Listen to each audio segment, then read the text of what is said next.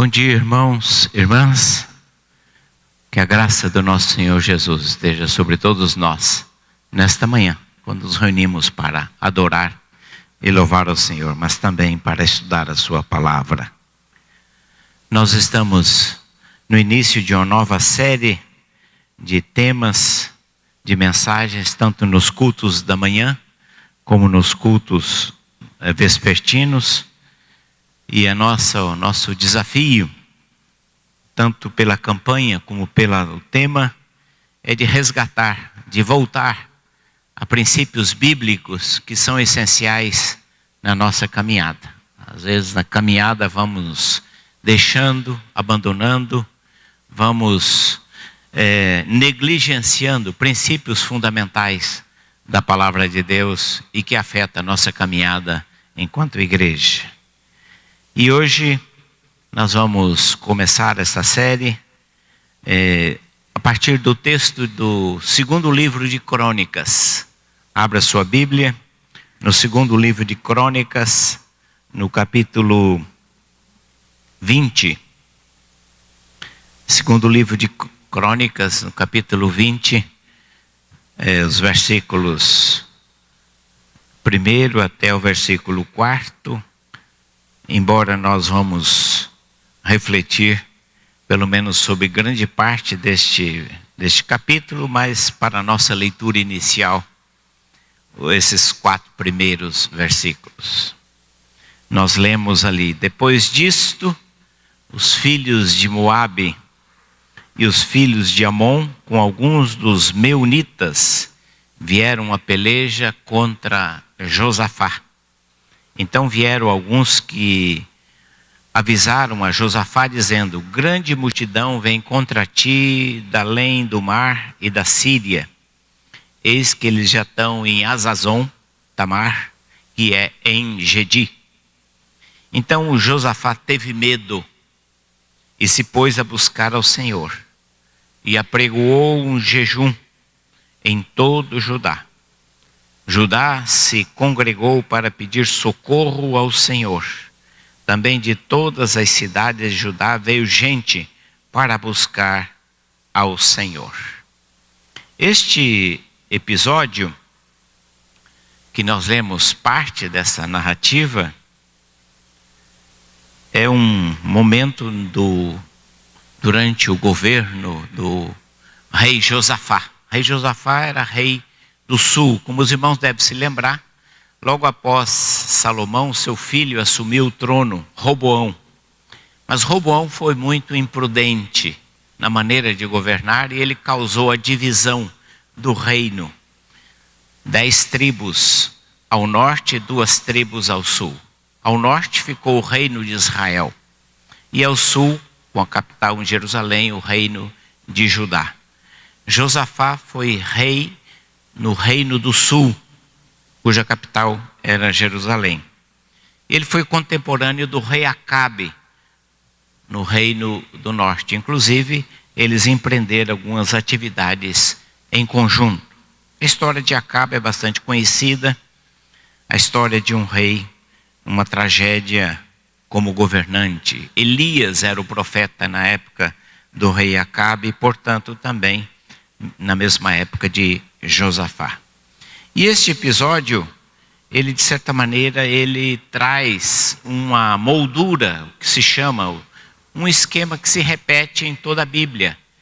É que nós temos uma dificuldade, temos um problema, temos uma luta, isso leva à oração, o desafio da oração, e há uma resposta a esta oração e uma grande vitória. E este episódio está dentro desse esquema, desta moldura, que é uma ameaça. O povo é convocado para orar, para buscar ao Senhor, se voltar ao Senhor. Deus responde, e essa resposta significa uma grande vitória. Na verdade, refletindo dentro dessas características, nós vamos observar algumas coisas. A primeira delas é que a ameaça contra o povo, o reino de Judá, é uma ameaça concreta, é uma ameaça real. Ela não é fictícia, ela não é fruto da imaginação, mas é concreta. O texto diz que povos que inclusive eram aparentados, né, os moabitas, os amonitas, são descendentes de Ló. E com alguns meunitas vieram a peleja contra Josafá. E Josafá, então, quando toma conhecimento desta articulação bélica, dessa articulação para destruir o povo, o reino de Judá, então ele toma conhecimento desta ameaça, é uma ameaça concreta, uma ameaça real, né? Ele tem percepção. E a primeira reação de Josafá, e aqui começa um diferencial, porque outros reis, em situações semelhantes, tentaram alianças. Um tentou aliança contra o Egito, outro tentou aliança com a Síria e assim por diante. Mas o diferencial de Josafá, que se foi um rei justo, piedoso, é que Josafá percebe o perigo e ele entende que precisa consultar ao Senhor. Como bom governante, como bom líder, ele entende que não é uma questão de alianças, não é uma questão de alistamento, não é uma questão de aumentar o efetivo militar, mas é uma questão de consulta ao Senhor, de busca do Senhor, e nisso está o mérito de Josafá. E entre a consulta ao Senhor, o texto bíblico diz que Josafá apregoou um jejum. É o primeiro rei que apregoa um jejum. Nós vemos episódios anteriores de pessoas, de líderes jejuando individualmente, como Davi jejuou individualmente, como Samuel jejuou individualmente, mas enquanto rei, é o primeiro rei que apregou um jejum, o que se constitui uma certa novidade, uma inovação, porque ele está conclamando o povo a orar, a se abster de alimentos, a se privar de alimentos, numa atitude de arrependimento, numa atitude de dependência, porque o jejum, na verdade, é isso, é uma atitude de contrição. O jejum não é uma barganha com Deus. O jejum não é uma tentativa de impressionar ou pressionar Deus, mas é uma atitude de quebrantamento, é uma atitude de contrição, é uma atitude de tristeza.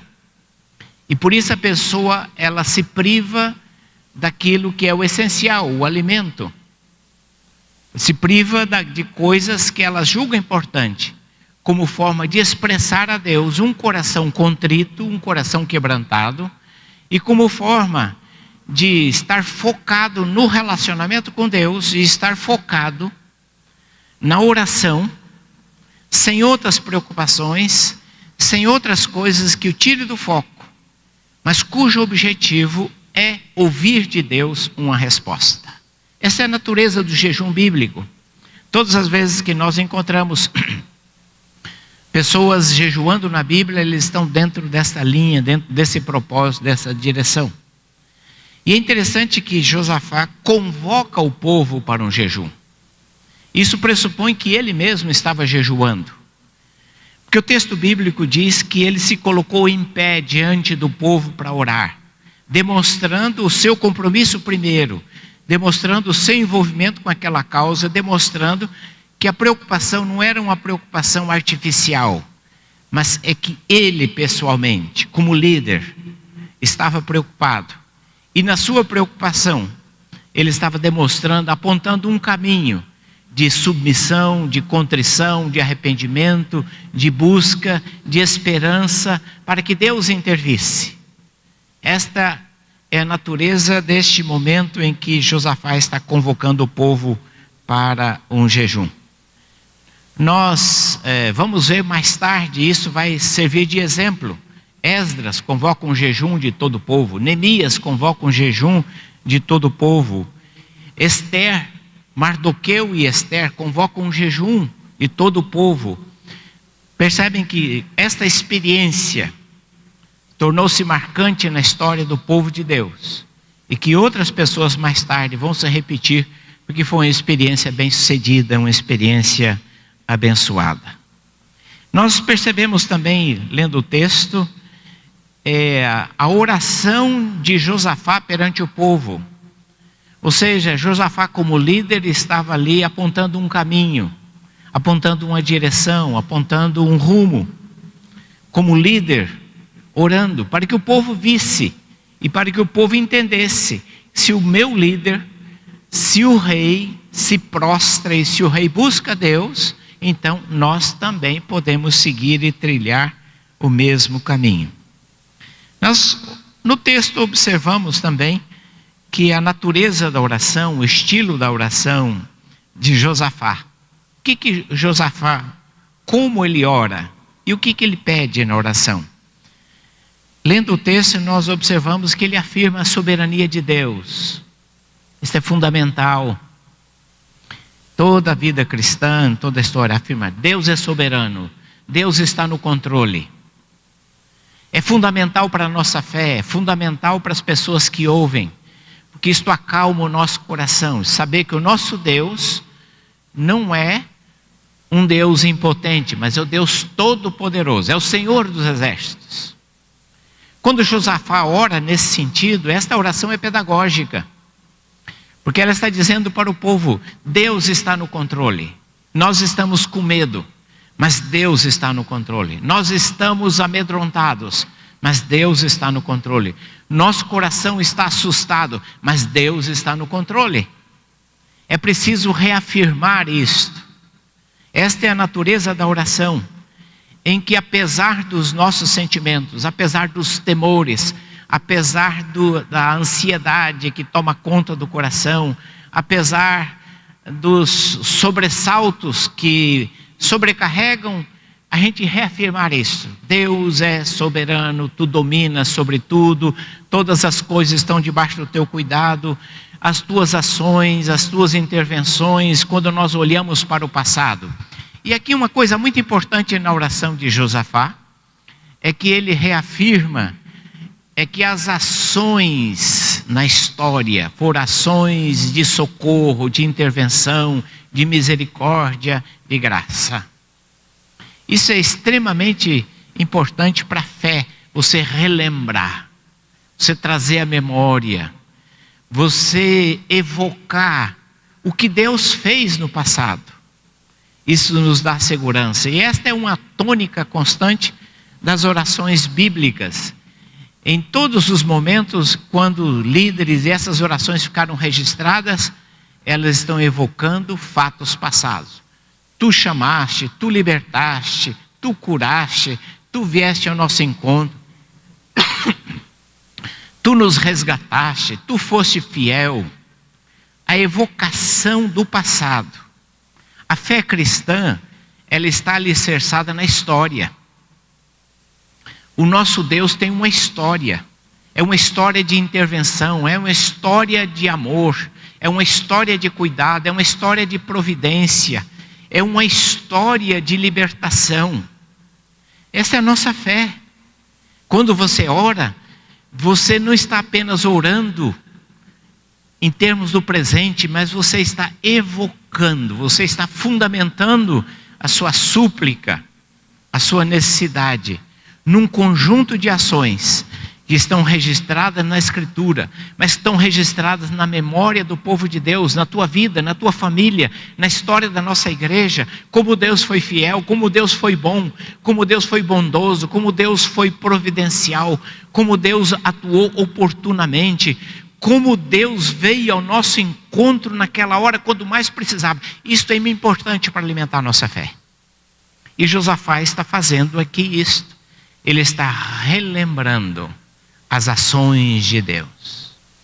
E aqui a pergunta: o que é que você tem para relembrar das intervenções de Deus na sua vida, na sua família, na sua história, na sua igreja, na sua caminhada, em que você pode apelar para esta memória e isto alimentar a sua fé nessa circunstância que você está vivendo? Josafá faz esta, mas ao mesmo tempo que ele reconhece isto, ele relata as ameaças, ele apresenta, estende diante de Deus as ameaças. É isto, Senhor, que nós estamos vivendo. E ele reconhece a incapacidade de enfrentar e lutar sozinha, a falta da sabedoria, a falta de força para resolver essa questão. Esta é a natureza da oração. Esta é a natureza do nosso relacionamento com Deus.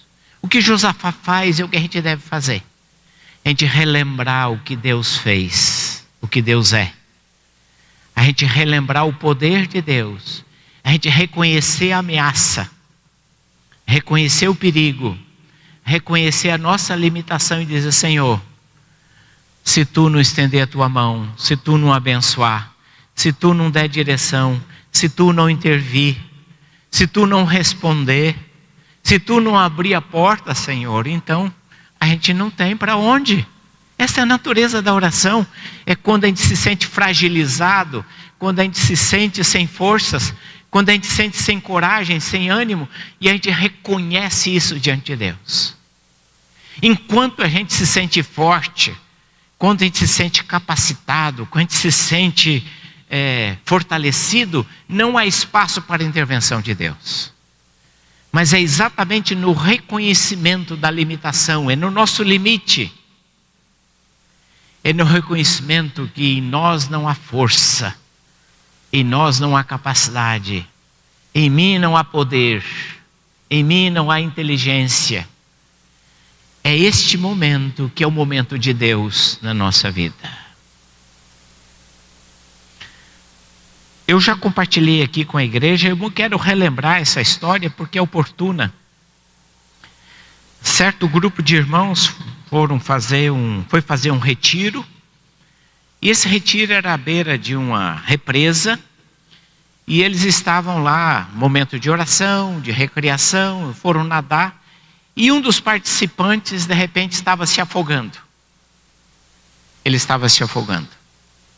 Então todos correram para o líder: ele está se afogando, ele está se afogando, ele está morrendo. E aquele líder permanecia impassível, como se nada tivesse acontecendo. E as pessoas ali desesperadas e pedindo que o líder, que era um exímio nadador, que fosse ao encontro daquele que perecia. Quando então, parece que aquele homem estava definitivamente se afogando, ele se lançou na água, em rápidas braçadas o alcançou e trouxe são e salvo à margem. E aquelas pessoas ao redor estavam iradas: mas por que você fez isso? Por que você demorou? Por que você não foi ao encalço dele? Ele disse: se eu fosse enquanto ele estava tendo forças, nós dois morreríamos. Mas quando ele estava entregue, ele pôde ser salvo. Quando ele estava no limite das suas forças, aí ele podia ser salvo. Esta é a nossa história. Quantas vezes a gente luta, mas quando a gente diz: Senhor, cansei de lutar, eu não tenho mais forças, ali está a oportunidade para a intervenção de Deus. Ali está a hora para Deus operar e nos resgatar.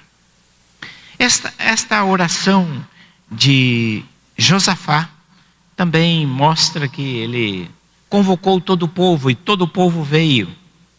Ou seja, todo o povo respondeu ao apelo, porque entenderam que essa luta não era de Josafá, a ameaça não era apenas para o reinado, era uma ameaça para todos.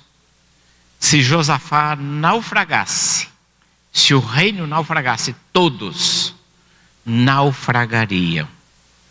E nesse processo de oração, Deus respondeu, através de uma pessoa do meio do povo, o Espírito Santo. Não usou um príncipe, não usou um rei, mas usou uma pessoa. E o Espírito Santo de Deus falou, dizendo: não tenham medo, não fiquem desanimados. A batalha não é de vocês, mas de Deus. Esta luta não é de vocês, mas de Deus. E deu instruções: saiam ao encontro deles. Saiam ao encontro deles. Agora essa é a tarefa humana. A responsabilidade humana. Deus vai libertar, mas vocês saiam ao encontro deles. Tomem posições, preparem-se, fiquem firmes. E entre as instruções é para que eles louvassem e cantassem ao Senhor. Louvassem e cantassem. A responsabilidade era louvar e cantar ao Senhor. Que não tivessem medo. Louvem a Deus. Que quem vai lutar é Deus quem vai lutar. E eles, tendo começado a cantar e dar louvores, obedecendo, Deus então, de alguma maneira, atuou, preparando emboscadas, e eles foram derrotados. E eu gostaria aqui de ressaltar algumas lições para nós nesse texto. Aprendendo com esse texto, primeiro deles, nós guardássemos no coração, é a percepção do perigo, das ameaças versus indiferença. Como cristãos, como povo de Deus, nós temos que ter noção das ameaças que rondam, que minam, das ameaças que estão próximas do povo de Deus, impedindo a sua caminhada, o cumprimento da sua missão. É muita ingenuidade quando nós achamos que tudo vai bem. Quando nós ignoramos os desígnios do inimigo. Quando nós minimizamos as ações do inimigo no sentido de obstruir, no sentido de bloquear, no sentido de impedir a obra de Deus. Esse texto, ele nos leva a refletir sobre isto. Nós estamos indiferentes ao que está acontecendo, às ameaças, aos riscos, ou nós estamos cientes de tudo aquilo que de alguma maneira sutil, disfarçada, travestida de uma forma às vezes cultural, travestida de uma forma de costume, travestida de uma forma religiosa, impede que possamos viver a missão de Deus de maneira plena e completa que Deus tem nos dado. É esta falta da percepção que muitas vezes a igreja, nós caminhamos em círculos, porque às vezes não percebemos os desafios, não percebemos as ameaças, não percebemos os riscos, não percebemos as ameaças à família, não percebemos as ameaças à fé, não percebemos a ameaça à caminhada da igreja, não percebemos. A falta do discernimento, a falta da percepção espiritual. Isso é um indicativo da nossa espiritualidade, quando você não percebe os riscos que rondam a caminhada da igreja, a nossa vida de fé. E geralmente isso ocorre num período de sonolência espiritual. A nossa consciência, ela é sensibilizada pela palavra. A nossa consciência é estimulada pela vida de oração. Nesse processo de comunhão com Deus, comunhão com os irmãos, nós temos a nossa consciência sensibilizada para tudo aquilo que é risco e ameaça à nossa fé. Esse texto nos ajuda a entender uma coisa muito importante, que a primeira tarefa é buscar a Deus, é oração. E a gente às vezes considera a primeira tarefa fazer um monte de coisas, é o ativismo. A gente se lança num monte de atividades, mas a gente não pergunta primeiro o que é o propósito de Deus. Qual é a direção de Deus? E o ativismo se torna uma armadilha, porque nos dá a sensação que nós estamos fazendo alguma coisa para Deus, que nós estamos sendo úteis, que nós estamos realizando alguma coisa. E a gente se lança num monte de coisas que impedem de conversarmos com Deus, de orarmos, de refletirmos e de analisarmos o que é realmente que Deus deseja para nós. Às vezes tão obcecados em realizar as coisas, em fazer as coisas, nós deixamos a primeira tarefa, que é estar diante de Deus e buscar a Deus, para discernir o que Deus deseja de nós, o propósito de Deus para a nossa vida.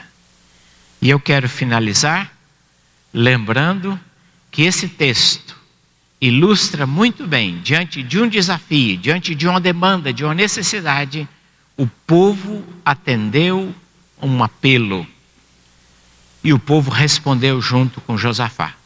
Aquele não era um problema de Josafá, mas era um problema de todo o povo. E o povo entendeu isso e veio para jejuar e orar juntos. Nós, como povo de Deus, nós precisamos entender essa dimensão de responder aos desafios enquanto povo de Deus. As preocupações pelo bem-estar da igreja, pelo futuro da igreja, pelo avançar da igreja não devem ser preocupações isoladas, mas preocupações de todos nós. Quando todos nós entendemos, quando todos nós compreendemos, quando todos nós percebemos as demandas, as necessidades, os desafios, quando todos nós entendemos, quando nós nos ajuntamos em um só coração, um só propósito, uma só alma, um só espírito, nós estamos na direção certa.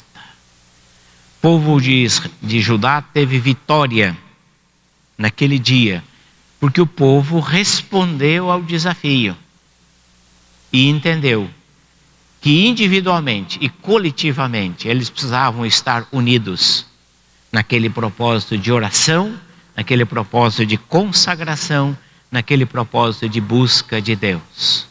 Quando entenderam isso, Deus deu a vitória. Que haja em nós, como igreja, no desafio deste ano, os desafios que nós temos pela frente, nas demandas que temos pela frente, nas tarefas que temos pela frente, nós possamos entender esta dimensão que se opõe ao individualismo, que cada um por si, cada um cuida da sua vida espiritual, cada um cuida do seu relacionamento com Deus, mas que nós precisamos trabalhar em conjunto, buscar a Deus em conjunto, responder aos desafios em conjunto. Que Deus, assim, pela sua graça, nos abençoe e nos dê a mesma direção. Amém.